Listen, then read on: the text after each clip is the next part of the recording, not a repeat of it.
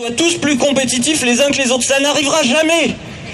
Donc c'est juste un argument pour extraire plus de jus de notre travail, pour qu'on baisse notre coût du travail.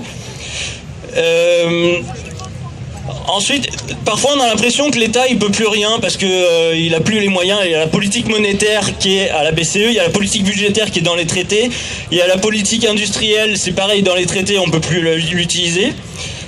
Ça va pas parce que j'avais beaucoup plus de trucs à dire. Ok, je fais un slam. Il y a un sondage qui a montré que 78% des Français sont prêts à voter pour un candidat non issu d'un parti. Je pense que au-delà du candidat, l'important c'est de pouvoir lui faire appliquer le programme pour lequel il a été missionné. La loi El Khomri propose l'inversion de la hiérarchie des normes entre le code du travail et les accords d'entreprise. Eh bien chiche, inversons le système, la hiérarchie des normes et pensons à un système politique dans lequel le pouvoir exécutif ne nous impose plus sa loi mais retrouve son rôle, celui d'exécutant. L'exécutif doit faire ce que le peuple lui demande et non l'inverse. On dira tout de suite que c'est du populisme. Sauf que dans l'article de la Constitution, ça doit être le numéro 2, il y a le pouvoir au peuple, par le peuple, pour le peuple. À quoi ça sert de l'écrire si quand on le revendique, on nous dit que c'est populiste? Ensuite, est-ce que ce programme, il doit être écrit par quelqu'un dont on attend la venue, un messie? Non.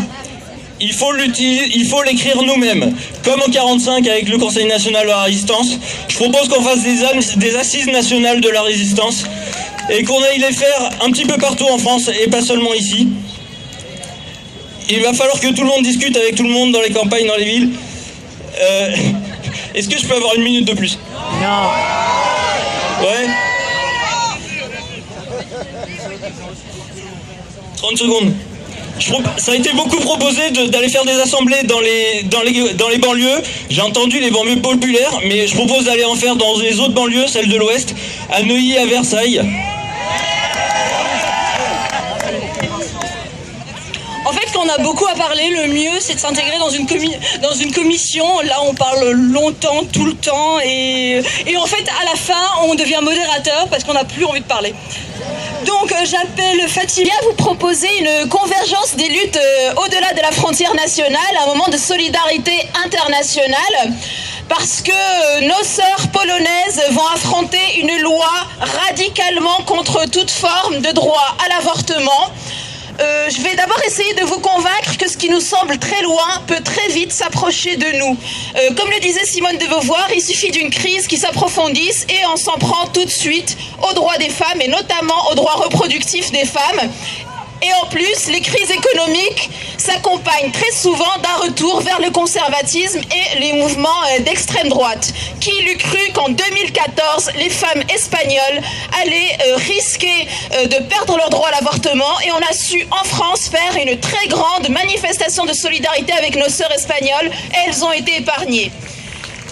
Donc, je vais vous proposer quelque chose de très concret. Ça se passe ce dimanche à 14h devant l'ambassade de Pologne, métro Invalide.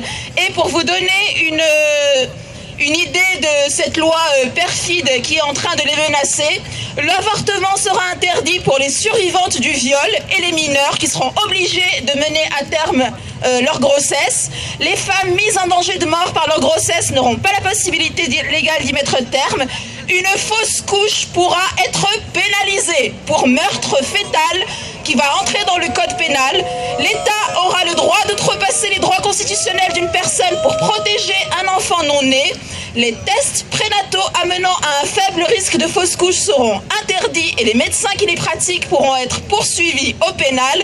Et la petite dernière, la pilule du lendemain sera considérée comme un avortement précoce et totalement interdite.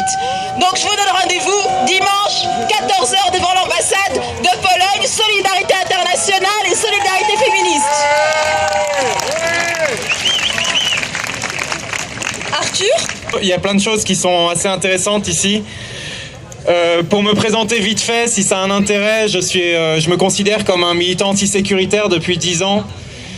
J'ai commencé en 2005 en participant aux émeutes qui ont un petit peu, bousculé la France, on va dire ça, qui a fait prendre conscience à beaucoup de gens de ce que c'était l'oppression et la ghettoisation des quartiers populaires. L'année suivante, on a participé au CPE, ce qui a été pour beaucoup quelque chose d'énorme. Peut-être qu'on vivra quelque chose du même type cette année, ou mieux encore, parce que je considère que ça n'a pas été une victoire. Pourquoi je me considère comme militant antisécuritaire? C'est qu'à partir de ces années-là, je me suis intéressé au sort des migrants, et c'est par là que j'ai compris ce qu'était la police de cet État. Je vais en venir au fait après. Pourquoi je parle de tout ça? Le sort des migrants, c'est ce qui fait... Quand on s'intéresse au sort des étrangers dans ce pays, on comprend un certain nombre de choses. Et notamment, on comprend le rôle de la police, mais on comprend aussi le rôle des structures de domination. On comprend aussi comment ces rapports de domination guident un certain nombre de choses et de nos actes. J'ai commencé par Calais, où j'ai vécu un petit peu avec des migrants afghans. J'ai voulu dormir avec eux dans la forêt. J'ai compris à ce moment-là qu'en fait, il y avait une violence sourde qu'on n'imagine même pas. On a vu une violence cette semaine s'incarner dans les manifestations. Ce que les migrants vivent, c'est pas du tout la même chose. On peut pas comparer. Moi, j'ai vu comment les policiers venaient en pleine nuit pour tirer les gens hors de leur cabane par les pieds, en les gazant en plein visage et en leur disant « Bonjour, café croissant ». C'était comme ça que ça se passait à Calais. C'est là que j'ai compris qu'en fait, il fallait détester la police, et je fais partie de ces gens qui détestent la police. Et c'est pas seulement un sentiment anti-flic basique, c'est quelque chose qui s'incarne aussi dans ma pensée politique depuis ces années-là. À partir de là, j'ai commencé à m'intéresser aux structures sécuritaires de ce pays. Est-ce que c'était la police? Ah bah oui, mais attendez, je vais essayer de finir quand même vite fait, quoi.